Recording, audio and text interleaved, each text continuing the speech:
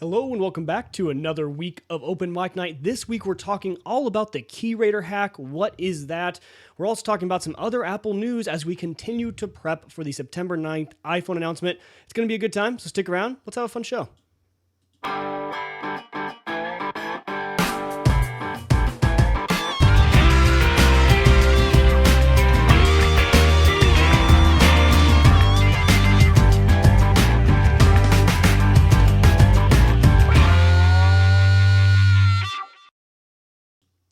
Alrighty, like I said, welcome back to another week of Open Mic Night. Open Mic Night is your source for everything Apple. We cover all the Apple news. We give you tips, tricks, everything to make your Apple products work better for you. And this week, we are still in the lull that we've been talking about for the past few weeks, all building up to next week's Apple iPhone announcement, but there's still some interesting news out there to cover. But as always, joining me, my partner in crime, Mr. Colin Ball. Hello. Hello. I usually throw it to you. I give you like a line, and I didn't give it this week. I wouldn't know what to say regardless. So. Yeah. Well, this week has been it's been interesting to say the least. I started school, which I talked about last week, and kind of getting back into the swing of managing podcasting, school, and work. I'm not used to that. I always after summertime, I'm like, oh man, I forgot how much school just drains me. So that's been fun. Anything new in your life? No. No. I went down and I tried to play with the big boys this weekend. I went and attempted to ride dirt bikes on there's a big track down about 45 minutes away from here, and it's where all the riders that usually compete, it's where they practice and stuff like that. And my brother-in-law actually competes in motocross, and so does now my brother-in-law. And so they invited me along to come out, and the whole family came, and they said, why don't you just hop on a bike? We brought an extra one and go for it. And Colin called me out. I sent, I think it was actually my wife, sent a Snapchat of me attempting to do this.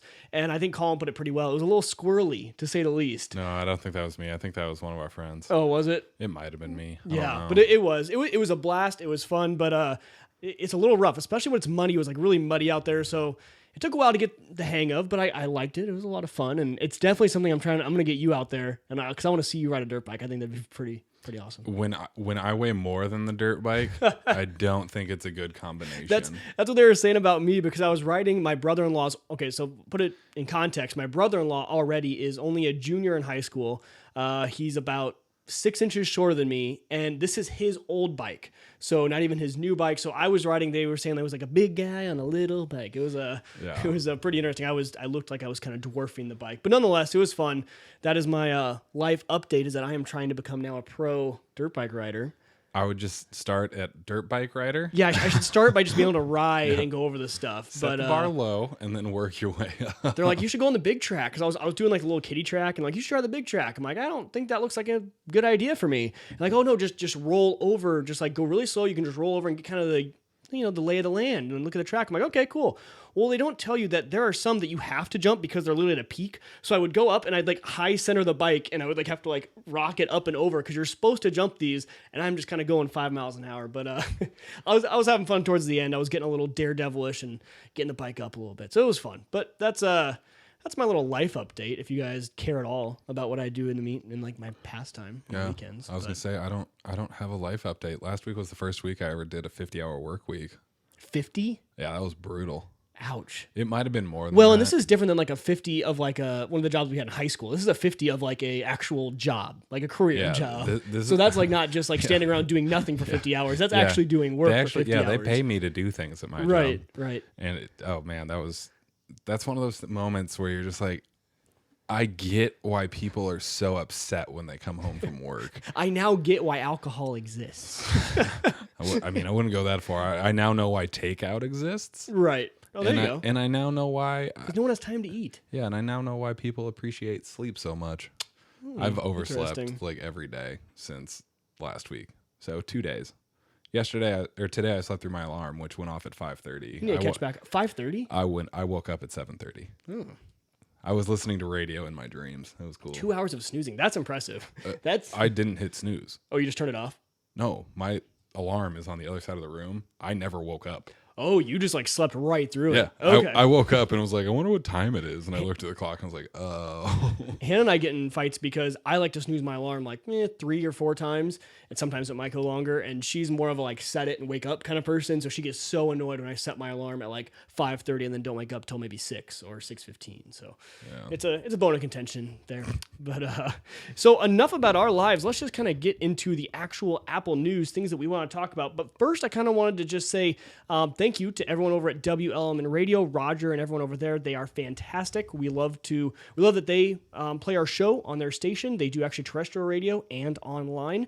So they're going through a whole revamp, but WLMN Radio is going to see a lot of new tech talent, a lot of new hosts and shows, and it's going to be a kind of a cool new upgrade that they're doing over there. So WLMNradio.com, thank you for all the support they've given me ever since I started out. All right, so first thing I kind of want to talk about, which I don't think I mentioned this, I have had it on the notes the last 2 weeks, but just how quick my Pebble got turned around to me. Did I mention that? I don't think I did. Oh, did I?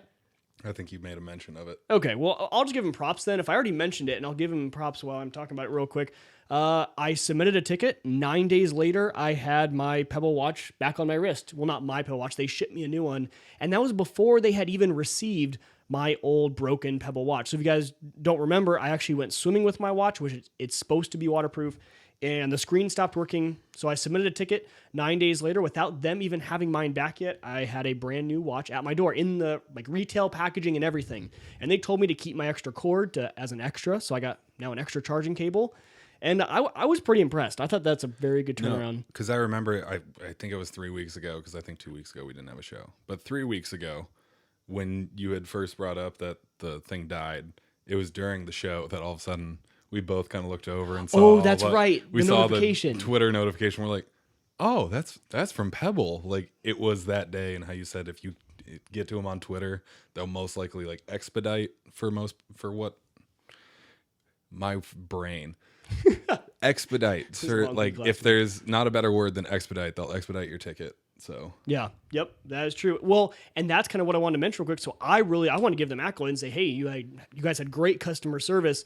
I had posted on the Pebble forums about my problem, and people had been updating. Well, it had been a while, and you get an email every time someone like replies to you. And just today, I got an email saying, hey, someone replied to you. And I went and looked at the thread. It was actually someone who had posted a month ago, and they still have not heard back from Pebble. So obviously, it's not everyone that's hearing back like this. And everyone in the forums was like, hey, and they would name an administrator, or a forums administrator. Hey, can you get to Pebble and like have them look at this? So hopefully that gentleman gets his fixed. But I, for one, had a fantastic experience. So I don't know if everyone's having a bad experience. I think most people have good experiences. At least if you look on Twitter and you read Twitter, it seems to be going well. But then again, the people who tweet about it usually get theirs responded to. This guy in the forums, I specifically suggested to him like a month ago when this first came up. I said, hey, tweet about it. When I tweeted, I heard back within 24 hours, and he said, oh, I do a lot of things, but I don't tweet. So he doesn't tweet about it. He's been waiting a month. So there's a strong correlation, at least with Pebble, about when you tweet about things and when they get taken care of. So I thought that was pretty cool. So that was my quick update there. The next piece of news, getting into our Apple news, and this is a few weeks old. I forgot to mention it last week, and we didn't have a show the week before that. But just in case you guys have missed the updates, be sure to run the updates on both your iOS software or hardware and on your computer. So iOS was updated to 8.4.1, and OS X Yosemite was upgraded to 10.10.5. So on the OS X, we saw security updates. That was the biggest thing, and there were big security updates in both updates. So if you have Apple products, update them all, because there are kind of some big security updates that they had to take care of and they patched up in those two updates. That's the main reason I bring them up on these show. I don't talk about every new release or new update, but these ones are particularly important because of that security update. Mail fixes, and if you have been having trouble with GoPro videos, apparently there was a lot of issue with people importing, editing, playing, all sorts of things with GoPro, especially into some of the built-in applications, maybe like iMovie, or if you use their professional software, whatever it is, then they were having trouble with GoPro video, but that has apparently been fixed with this update. So if you've been having that problem, this one might be a fix for you. And also on 8.4.1 for all your iOS devices, this was a major fix for Apple Music. If you're a big Apple Music person, music library issues, hidden music, wrong album artwork, and also some fixes for artists who use the Connect feature. So if you're an artist who actually publishes stuff to iTunes through the Connect, apparently there were some big issues going on there with that, and they patched that up. I think I heard something with 8.4.1 that like more problems actually stemmed. Oh, really? So from music, sorry, I just burped. No, that's fine. But like we can edit it out. You live people get a whole nother show. On music, there was a bigger problem that 8.4.1 actually created. Like they thought they were fixing it, but they just like opened up a can of worms. Good to know. We will look into that. Do you know the details of it? I don't Not remember. Enough to talk about it without looking it up a little bit. I just remember seeing something about music after the 8.4.1 update, because for the first time ever, I don't know how long it had been since I had updated my iPad, but all of a sudden the music symbol changed. And I was like, I didn't think I was that far behind.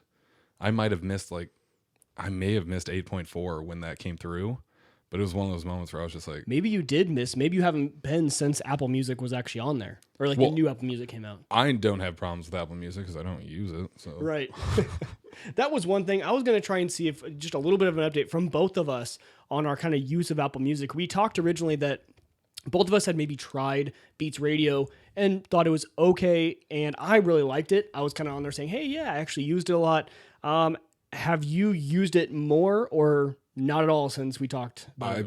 I've honestly never opened it.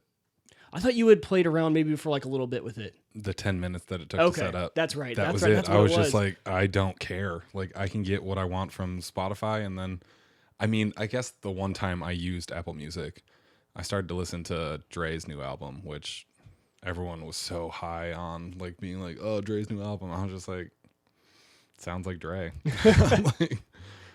Well, okay, yes, because I had the same thing with you. You mentioned Spotify, and we talked about this. We talked about the whole reason, it's switching cost. It takes me a lot of time to go back and rebuild my playlist, so I'm not going to do it. Yeah. I played around with Apple Music a little bit more, actually, since then. I tried to kind of make some playlists and go in and create stuff and look at their suggestions for me. I was really impressed with their suggestions, and I think they've actually gotten better since they released it. I don't know if they've actually been doing anything behind the scenes or if it's just me feeling that way. But when I first played with their suggestions, I thought they were okay. And now they're getting a little more tailored. But I think that also has to do with all the music I was adding into playlists. As I was adding more, saving more, doing that sort of stuff, it tailors it to that, starts to learn what you like a little bit more. So I've played with it a little bit more, but I've now in the past, that was probably 2 weeks ago to a week ago, I haven't opened the app since, honestly. I thought, you know what? It is too much of a switching cost. Like we talked about for me, I'm not going to continue on after my free trial. I actually have already turned it off so that I don't forget, and I have a calendar notification. I have both. Just I'll double check on that day to make sure that I'm not signed up to be charged again. But I'm not going to play with it just because, like we've talked about, Spotify has enough for me, and we've talked about we're not huge Taylor Swift fans or things like that, so that's not as big of an issue for us. I think if maybe you're more of a mainstream music listener, there might be a few of those artists that have pulled away from Spotify. But until then, if you're not one of those people, then I think it's okay to stick with what you have. But that being said, Apple Music is a great solution for people looking for a music solution. If you don't have one already, it does do a great job of what it is intended to do. And I think as these bug fixes kind of get worked out, and as you give them more of a month, another month, especially when they start to release iOS 9, I think iOS 9 was probably made in preparation for this Apple Music a little bit better than patching it into iOS 8. So I think iOS 9 will deal with it a lot better. I think it'll look better, feel better, maybe not look any different, but it'll just work a lot better. So that is kind of what I want to talk about with Apple Music and the updates for that. All right, so there is this article, and I just showed it to Colin right before we started the show, and I want to know if it is a joke or not. And I was kind of looking over for some last second news to make sure we weren't missing anything really big right before the show. And I found one from this morning, and today is September 1st. And so from this morning, it's from Cult of Mac, which usually is not a joke site. It's not a funny site. Written by Buster Hine, who is one of the hosts of the Cult of Mac podcast. And I don't know why it would be a joke, but let me tell you the reasons why I think it's a joke. I feel like you just have to look at the image. I feel like that's the big thing. I just realized that, but I'll let Mike continue. Okay. We'll come back to the image because that is, maybe. But so I'm reading this article and remind you it's September 1st, not April Fool's. And I checked the date. It's from today, not September 1st, like 14 or anything like that, or 10. But it's all about Apple having a new design for their stores, kind of the next generation of Apple stores and what they're going to look like, what they're going to feel like. And it was about a $1.5 million building permit that is going to be in Memphis, Tennessee. And Memphis, Tennessee is going to be kind of the host city for this trial run of their new generation of stores. So let me just kind of read you what they are saying is going to be the new thing. So natural oak tables will be used in the interior for product displays and hand-on areas. The stores will also boast changeable storefront displays that will feature living plants, TV displays with rotating artwork, and other advertisements. Isn't that the exact description of what the stores are now? I mean, oak tables, the front that's glass that you can change stuff out and it's always showing the latest and greatest. Okay, also something else from here. Okay, they're going to modifying the current brick facade. Maybe this is just the Memphis building, and I feel like maybe our Omaha store is a little new, but it's changed the current brick facade to a 3-panel glass front, which is what our store is here. And also they were talking about granite reinforced panel on the exterior. So kind of that silk gray looking granite exterior thing. And so maybe I'm confused, but all of the stores I've seen, I've been to Kansas City and Omaha and a store in Minnesota. All of them look exactly like this. Yeah, the one in my hometown looks exactly like the one. Okay, in Chicago too? Yeah. Okay, so maybe I'm missing something. I felt like I didn't want to bring this up maybe because I was like, okay, am I an idiot? Am I falling for something is there an inside joke that I don't know about? And my one thought about this was maybe this is Buster. Buster is kind of a jokester. That Cult of Mac podcast is hilarious. And maybe this is a joke of like talking about trying to dig up any new dirt on Apple during the lull week before their announcement. It could be. Is that something they would do? Yeah, and then, I don't know, like, it's okay. So the image says Apple stores. Oh yeah, the image. Okay. So under the image, it says Apple stores are about to look like this inside out, and it's 4 walls of glass, which I think China has one. Yeah, there's one in Beijing, right? And I think maybe New York has that also, where it's kind of by itself and it's just glass. So if that were the case and all of them were going to that would seem a little crazy because I don't think many places have the kind of room for that or what it might be, but I don't know. Like it must be kind of like we had nothing else to talk about, but which confuses me. We don't have it written down, but what about the Apple TV 2? Oh, what about it? Have you not heard about that? Mike's been in school. Okay. I mean, I like how you're giving me an out on this one. Taking me under the fire. I think it was last Friday, maybe, that something came out about it. TechCrunch had something, and then oh god, this is why I have a co-host, and this is why I have a co-host while I'm in school. Yeah, can you just go to TechCrunch, like type TechCrunch Apple TV 2 in Google for me? We're using Google on Apple, but the thing that's coming about it, I mean, there aren't a whole lot of specs, I don't think, but one of the big things was the remote and the price. The price is apparently starting at $200, which is much higher than the first one. The first one started at $99 and just recently went down to $69. But there's not a whole lot. People are it's still speculation of like, what are they going to do? But the biggest thing that I hope is true is with the remote. It's bigger, and it looks like it'll have kind of a trackpad on it. Okay, yeah. I did hear a little bit about the new kind of design of it. Yeah. So, I mean, if that were the case, the big thing that I kept reading was that they're trying to make their way more into games. And if that's what they're trying to do, a bigger remote would have that.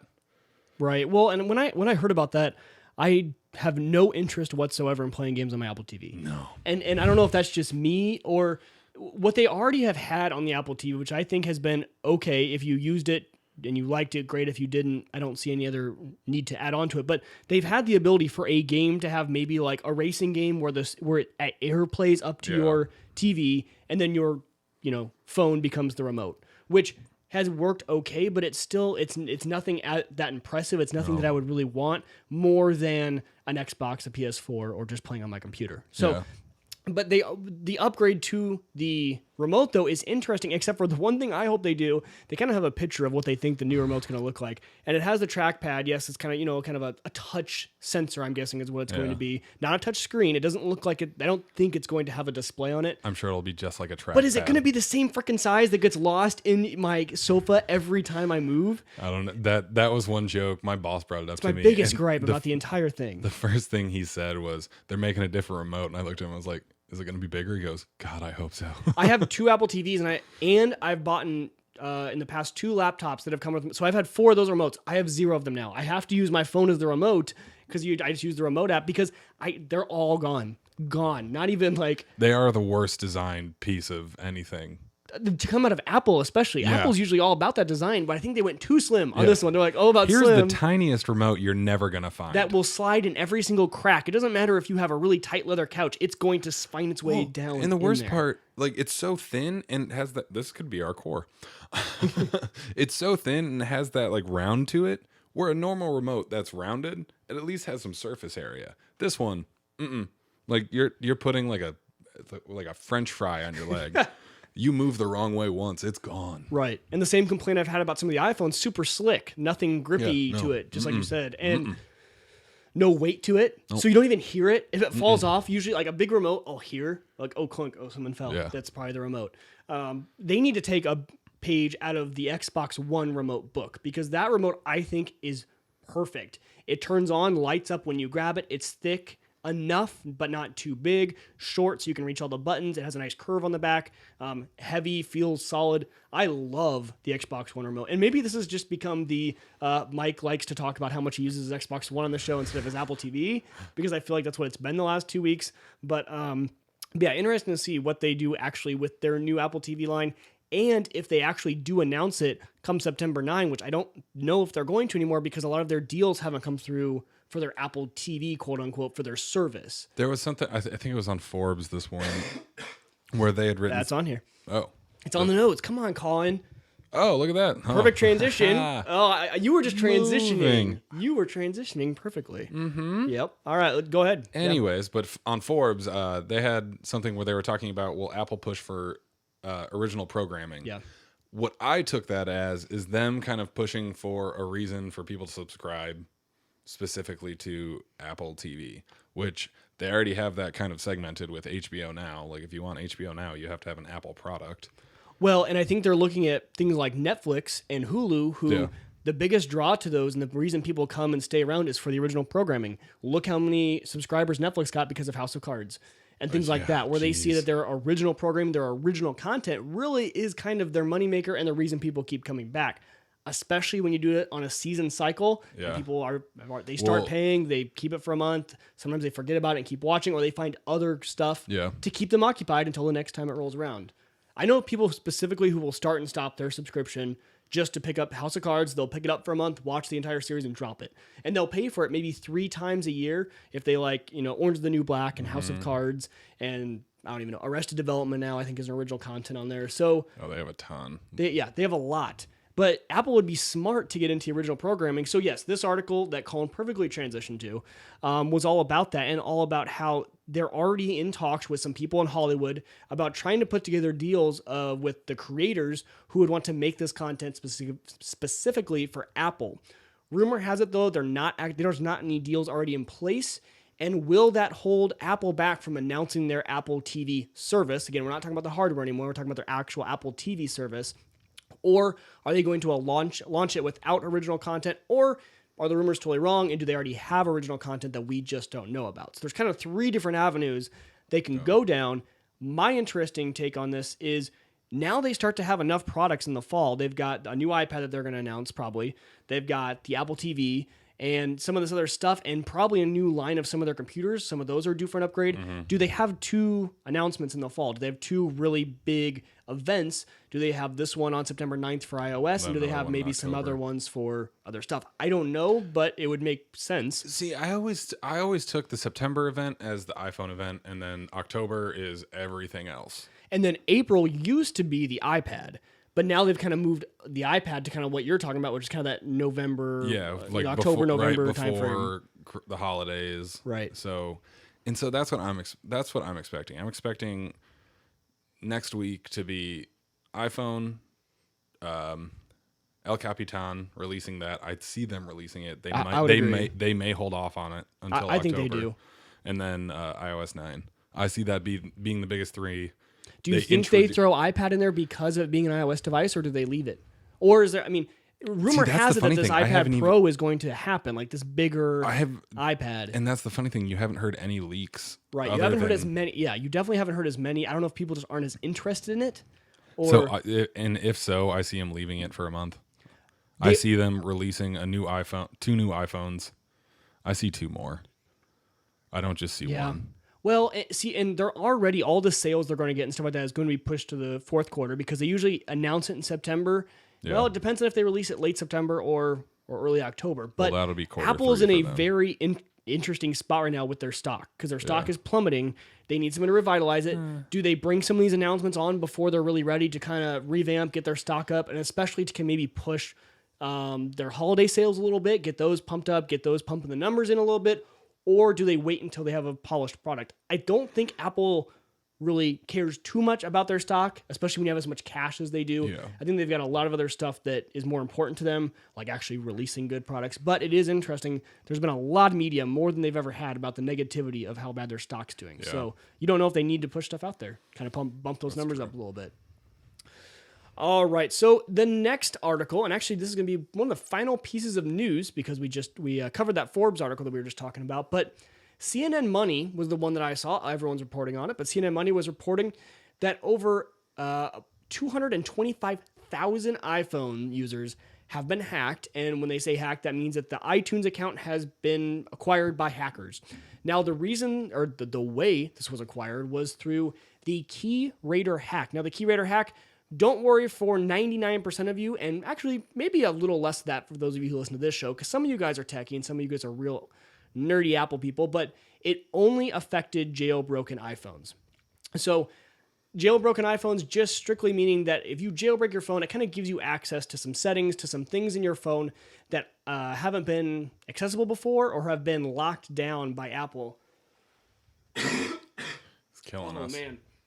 Okay, so a jailbroken phone. Sorry. Yeah, I was just going to cut that out. But yeah, so jailbroken phone, go for it. I'm about to do it again. Well, so with a jailbroken phone, you have the ability to basically turn your iPhone into an iPhone and then some, which a big thing that a lot of people were doing the jailbreak for, especially early on, was kind of getting Android features.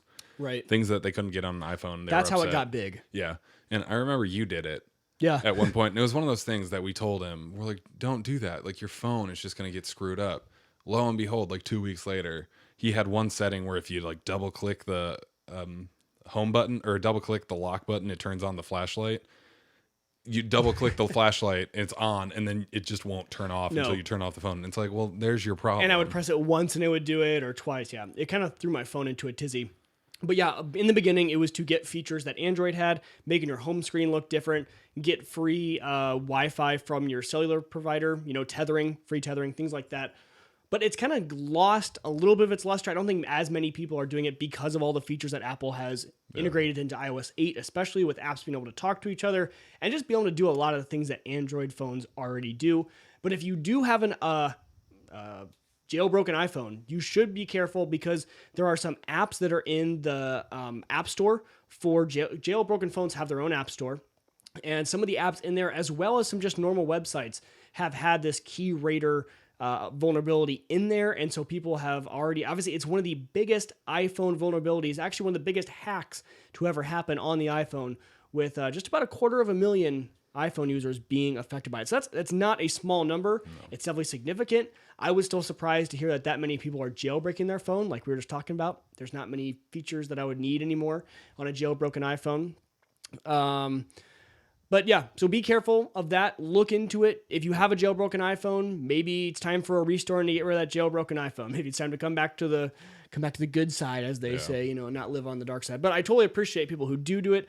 Like I said, I was one who played around with it in the past. Yoda says, but what if I am a techie, nerdy Apple person? Well, then you have to be careful. Mm-hmm. Yoda, you can't, if you have a jailbroken iPhone, you got to look into it. Just be careful, all right? Be careful out there. As the people on Mac Geek Gab would say, don't get caught, all right? So that is about it for the news this week, and we are going to move into a Tips of the Week segment. And if I can get my iPad up here, maybe we could just actually hear the bumper music. Maybe. Okay. You know what?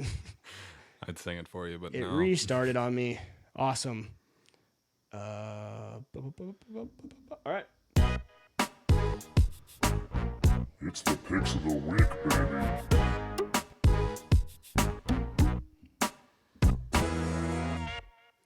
after I hear that, my plan in this show, just so you guys know, is that the audio people who listen to this after the fact, which is 99% of us, will not hear all this stuff. But to be honest, sometimes I go back and I listen to the show and I hear myself say, oh, I should cut that out. Or I hear myself cough. There are a lot of times where I totally miss that. Like that segment right before there. Hopefully no one ever hears that, me stumble around. Hopefully that just is perfect. And only us live people who are okay with our flaws hear it. But somehow you're going to forget. Somehow I forget. Somehow I always forget. I need a system for this. I need like a button that I press that marks the timestamp or something. I need something. I need a new system to mark that because I always forget to take out those little bad spots.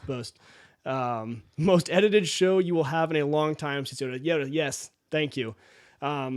Being sick for 2 weeks doesn't help. It's the sickness that will not go away. And I've had a cough and I've been sneezing and that doesn't help things. It also doesn't help to take cold medicine while you podcast. That's not a good idea either. So yes, this will be the most edited show we have had in a while. All right, I have got just one quick tip for you guys, and it's because it was something that I saw this week someone was having an issue with, and they had no idea this was a setting that you guys could change. For most of you guys will know about this, but in case you don't know about it, this is something that you guys can do. And actually, I have two of them, two quick tips. So I'm going to kind of close my screen here so I can see my computer. This is just a very simple mouse and trackpad setting. So a lot of people will plug in a new mouse to their computer, or they will maybe use the trackpad for the first time if they got the new external ones. And a lot of times they'll be moving it around and it'll be going way too fast or way too slow for them. I know a lot of times I will switch back and forth between my Apple mouse and another branded kind of quote unquote gaming mouse that I have. And when I plug in the gaming mouse, it is like jumping from the left to right super fast and you can't control it. So if you have that problem, you can go into your system preferences on your computer and just click on mouse, or you can click on trackpad, whichever one you're using. And there's a option called tracking. Very simple. You turn it up for fast, down for slow. And actually, I have found that some people actually have it too slow. If you find yourself always doing like, I want to make the sound, but like you pick up your mouse a lot and you move it. If you're doing that a lot, try turning your tracking up a little bit, and it might actually make it so that you can make it from one side of the screen to the other by going between your mouse pad. They kind of say that you should adjust your tracking to go across your mouse pad in a rather fluid motion. Don't go slow, don't go too fast. And you should be able to make it from left to right. And if you should adjust your tracking accordingly. So again, a very simple solution that I'm sure all of you guys know about, and I'm just wasting your time. But in case I'm not, there you go. That's one awesome tip. Second tip I have for you guys, and this comes from Mac Geek Gab. Someone posted this in their forums, and I thought how fantastic is that. This person traveled a lot for work, and so they had all sorts of different clocks set up in their clock app. So the main clock app on your phone or your iPad, they had all their different time zones set up. Apparently, they traveled all over Asia, and they wanted to just view all the time zones. Well, he said that was fantastic, but when you're jet lagged and stuff like that, you kind of just fumble around with your phone, you're really tired. And one time, he accidentally tapped on the actual analog clock, and it turned it to digital. And I had no idea that you could actually switch the clock from analog to digital, but you can. So if you want to do that, you can actually go in there and just tap it and it'll change to digital. I knew that. Oh, dang it. I just never said anything because I thought it was one of those things people just knew about. I know, but sometimes you got to bring out the obvious, just like the tracking thing. I guarantee you knew about that. But yeah, two quick tips for you right there. And if you are on your Mac and you want to change it, if for some reason you want analog, it usually defaults to digital. You can actually hit Control. See, mine's always been digital. I just knew you could flip between them. I just always have it on digital. Oh, that's nice. Yeah. Mine's always been on analog, so I've never even had an option. So if you guys want to change it on your computer, you guys can actually, and now I'm trying to figure out what it is. Man, you just click. Clicking away over here. Man, this is like Yoda said. And Yoda says, so beer is cold medicine. Yes. Just never mind. Yeah. On your Mac, if you want to switch from analog to digital on your Mac, you can actually go in there and just click it and click view as analog or view as digital. Just a simple little suggestion like that. All right, time for the picks of the week. And last week, Colin had one and I did not. So now we're flipping that around and I have a pick and he doesn't. So my pick for you guys is I'm always looking for better ways to manage my money. And my wife and I have gone on and off with trying to budget and how to budget. And do we do it on paper? Do we try and do it in an Excel sheet? How do we do it? We've never found a way, honestly, that works best for us. We've found ways that work and they're patchy. But being a person who likes to budget, likes to follow my money, I found a new app. And this new app comes from Dave Ramsey. I'm sure you guys have heard of him. If you haven't, he is a huge kind of money talk radio guy. He has, I think, the number 3 most listened to talk show on the radio. And he comes up with a lot of new solutions for people to use. He offers a class for people who want to learn how to finance better. And he actually developed this whole new platform. It's on the computer and the phone. And it's called Every Dollar. Just like it would be spelled, Every Dollar. And Every Dollar is an app that really takes kind of his strategy to budgeting and kind of puts it into an app that's really easy to use. If you've never heard of him, it's totally fine. You won't even notice. But if you have followed him around, you will notice why things are set up the way they are. You can actually pay for a pro plan. It's totally free to use if you want to just budget with it. And it comes with a companion app for your iPhone. So I set it up on the computer and I grab the app. You can input transactions, everything you want to do on the phone or on the computer, both ways for free. But if you do want to have a little bit more features, you can pay for the Pro plan. The Pro plan will do things like pull in from your bank. So if you want to pull in all the transactions automatically from your bank, when you get paid, when you pay for something, if you want that feature, that's okay. $99 a year, not too bad, but they have a 15-day free trial. You guys can try it out. But overall, a really good budgeting app. One of the most simple and clean apps that I've seen in a while, and especially I like how it can go on the desktop and on the app. So, have you ever heard of Mint? Yes, I have. I'm not a big. At least when I was using it, the budgeting isn't as great. Setting a budget and staying to a budget, it's a little more difficult to do in Mint. Yeah, well, for the most part, if you set up, you kind of have to use Mint for 2 months to kind of really figure out. That's true, and I haven't used it in 4 years, so it's probably gotten a lot better. It had been a while since I opened it the other day, right? Since it's not on my home screen, I never see it. So one day I clicked into it and I was like, oh, and it had all these alerts you haven't been using this. I was like, no, I haven't. Yeah, Mint's another great one, and actually Mint I think is completely free, even if you want the bank stuff, right? All of it, yeah, everything's free. It's completely free. Which that's why I thought of it when you said the $99. I was just like, you can do that elsewhere, but no offense. Right. Yeah, there you go. Yep, PTD was talking about Mint too. So yeah, Mint is another good option. I like this Every Dollar because of the way it budgets. It's really meant to be a budgeting app, not really a money watching app. When I used Mint, I really did use it as kind of like a money watching to just be kind of aware of all the stuff that's coming in and going out, and it categorizes it really nice. Yeah. It kind of puts a label on it, tells you what kind of stuff you're spending money on. Now, this is more strictly for, I need to control my money better. I may be spending more than I make each month. I need to really set out where my money is going. Is it going towards entertainment, too much for going out for food versus, just groceries, stuff like that. But it's a pretty cool app.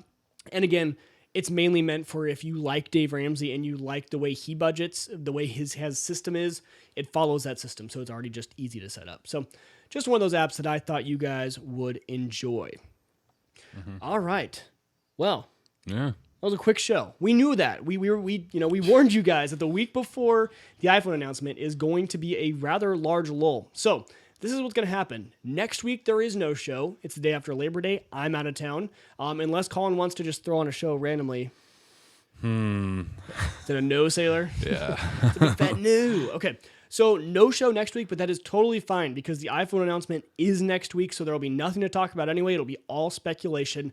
This will be good because we'll come back the following Tuesday and we'll kind of just wrap up, talk about what they announced. We won't go too in-depth. I don't want to be one of those shows that just covers everything they talked about. You guys can find that information. You guys will have that information. We'll just nail the top points that Colin and I like. So Colin and I will pick things that we thought were important from it, and we'll maybe expand on those. But, we're not going to go into all the details of what they announced, so don't worry about that. So come back and join us in 2 weeks, and we can have a great time discussing all the great things, and we'll have a better idea of what they're going to wait to release until October and November. So that is how that is going to work. Thank you to you guys who came out live tonight. Yoda, PTD, thank you so much for coming out. I think there was another one out there. I just don't know who it was. But thank you guys for coming out when watching live. If you guys have not ever watched live, come out Tuesday nights, 7 p.m. Central Time. That's 5 p.m. Pacific and 8 p.m. Eastern over at 2980network.com/live. 2980network.com. You can find all of the information on this show and Suit and Scrubs, the show I do with my wife. Both of those are out there on my network page. So find all the information, subscription links, contact information, all of that is out there. If you guys want to get a hold of us on Twitter, I am at Uyghur Tech, and that is my personal account for me. And then mine is Colin, COLIN _ball as in basketball 13. Only one L on that. In Colin. 2 L's in ball. Yeah, we should clarify that. Yeah. Anyway, that is how you get a hold of us on Twitter. Email me, mike@2980network.com. Thank you to the few of you who actually wanted to join the Fantasy Football League. So now we have 14 people, which I capped it. I said we had 12, 2 more people wanted in. I said, okay. So now we are to 14. Then we're capping it there. Colin's in it. I'm in it. Some other of you listeners are in it. Some other podcasters we know are in it. It's going to be a good time. So if you guys are a part of that, thank you. It'll be a lot of fun. We'll be giving quick little updates on who's winning, especially between Colin and I. We're a little bit competitive. So that'll be fun. That is starting up. It'll be sweet and a lot of fun. So Thursday nights, one more thing. Sorry, I'm cold medicine. Thursday night, you guys can come over to Home Gadget Geeks and watch that show. That is my show with Jim Collison that I do over at theaverageguy.tv. That's Thursday nights at 8 p.m. Central Time, so an hour later than this show usually is on Thursdays. That's a more general tech show. Not Apple focused at all, just general tech, a lot of cool new interviews. I think this week we're talking about maybe Hue lights and some more home automation stuff. There's a guest that we have coming on, so that'll be a lot of fun. And come over and check that show out too. So theaverageguy.tv. Very fun. Support us on Patreon, patreon.com/OMN podcast. I gave the wrong URL last week. Host should definitely know their own Patreon link. Patreon.com/OMN podcast is where you guys can support the show if you would like to. We will see you guys next week. But until we do, tech on.